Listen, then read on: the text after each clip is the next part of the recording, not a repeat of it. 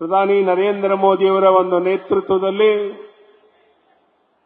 ಕರ್ನಾಟಕದಲ್ಲಿ ಇಷ್ಟು ದೊಡ್ಡ ಸಂಖ್ಯೆಯಲ್ಲಿ ಸಂಸತ್ ಸದಸ್ಯರನ್ನು ಆಯ್ಕೆ ಮಾಡಿದ ಪರಿಣಾಮ ಕೇಂದ್ರದಲ್ಲಿ ಒಳ್ಳೆಯ ಸಚಿವ ಸ್ಥಾನಮಾನಗಳನ್ನು ನಮ್ಮ ರಾಜ್ಯಕ್ಕೆ ಕೊಟ್ಟಿರುವಂತ ಪ್ರಧಾನಿ ನರೇಂದ್ರ ಮೋದಿಜಿಯವರಿಗೆ ನಿಮ್ಮೆಲ್ಲರ ಪರವಾಗಿ ಅಭಿನಂದನೆಯನ್ನು ಸಲ್ಲಿಸುತ್ತೇನೆ.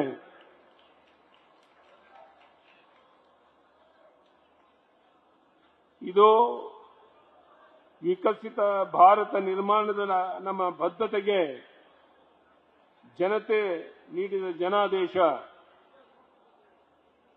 1962ರ ನಂತರ ಮೊದಲ ಬಾರಿಗೆ ಕೇಂದ್ರದಲ್ಲಿ ಅಧಿಕಾರದಲ್ಲಿರುವ ಸರ್ಕಾರವನ್ನೇ ಸತತ 3ನೇ ಬಾರಿಗೆ ಅಧಿಕಾರಕ್ಕೆ ಕೊಡೋದ್ರ ಮೂಲಕ ಸುಮಾರು 6-7 ದಶಕಗಳ ಕಾಲ ದೇಶವನ್ನು ಆಳಿದಂತ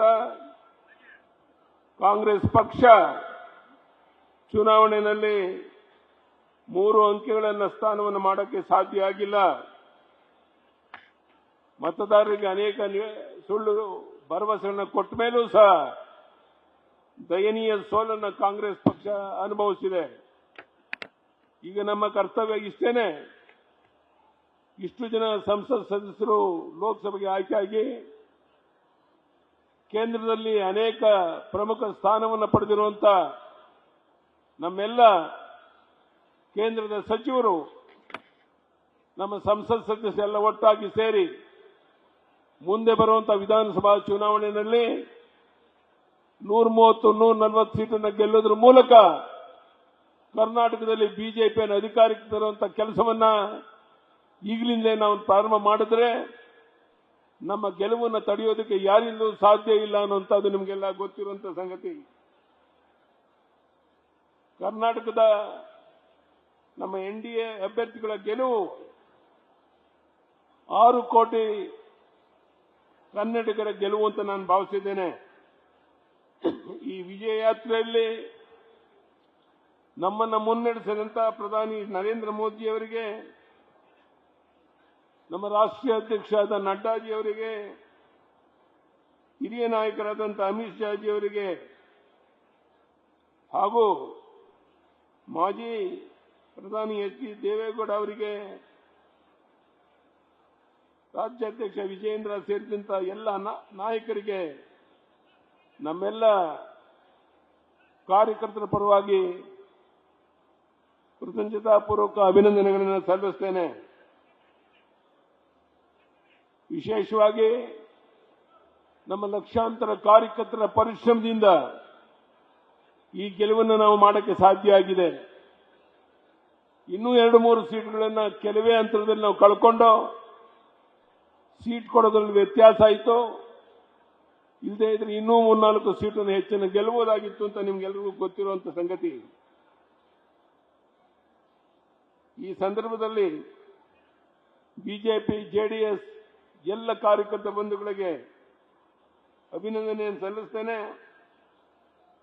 ರಾಜ್ಯದಲ್ಲಿ ಕಾಂಗ್ರೆಸ್ ಸರ್ಕಾರದ 1 ವರ್ಷದ ದುರಾಡಳಿತ, ಭ್ರಷ್ಟಾಚಾರ, ಗ್ಯಾರಂಟಿ ನೆಪದಲ್ಲಿ ಅಭಿವೃದ್ಧಿ ಕಾರ್ಯ ಸ್ಥಗಿತ,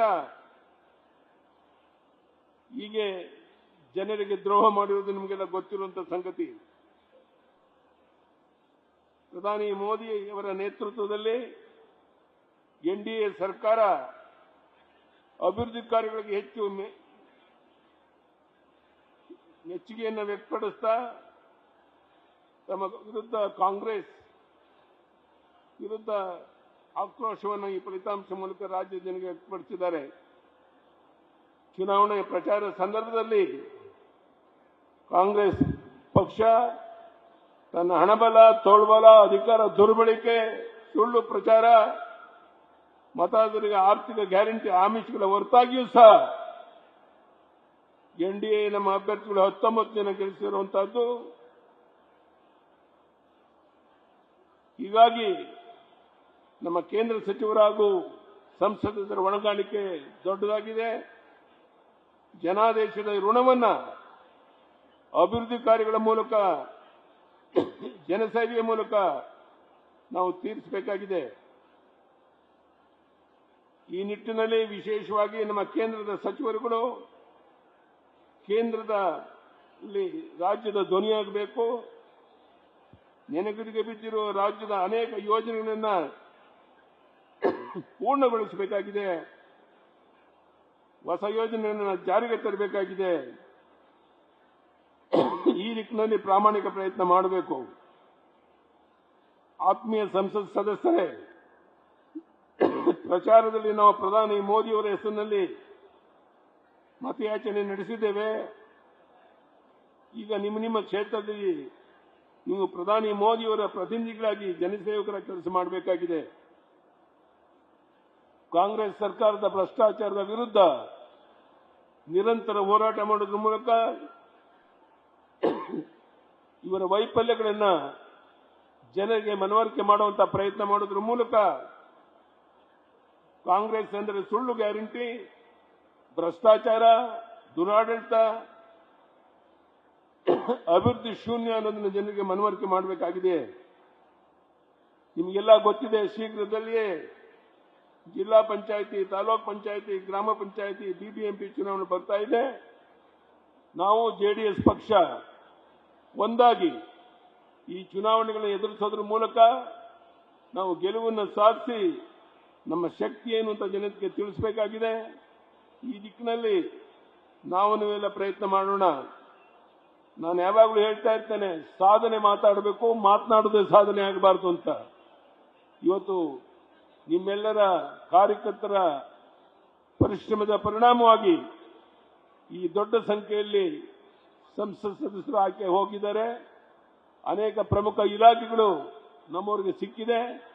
ಅದನ್ನು ಸದುಪಯೋಗವನ್ನು ಮಾಡಿಕೊಂಡು ರಾಜ್ಯವನ್ನು ಕಟ್ಟೋಣ, ಪಕ್ಷವನ್ನು ಕಟ್ಟೋಣ, ಪಕ್ಷವನ್ನು ಮತ್ತೊಮ್ಮೆ ಕರ್ನಾಟಕದಲ್ಲಿ ಅಧಿಕಾರಕ್ಕೆ ತರೋಣ ಅಂತ ಹೇಳ್ತಾ ಮತ್ತೊಮ್ಮೆ ಸಹಸ್ರ ಸಂಖ್ಯೆಯಲ್ಲಿ ಸೇರಿರುವಂತ ನಮ್ಮೆಲ್ಲ ಕಾರ್ಯಕರ್ತ ಬಂಧು ಭಗಿನಿಯರಿಗೆ, ಮಾಧ್ಯಮದ ಸ್ನೇಹಿತರಿಗೆ ವಂದನೆ, ಅಭಿನಂದನೆಯನ್ನು ಸಲ್ಲಿಸಿ ನನ್ನ ಮಾತನ್ನು ಮುಗಿಸ್ತೇನೆ. ಧನ್ಯವಾದಗಳು.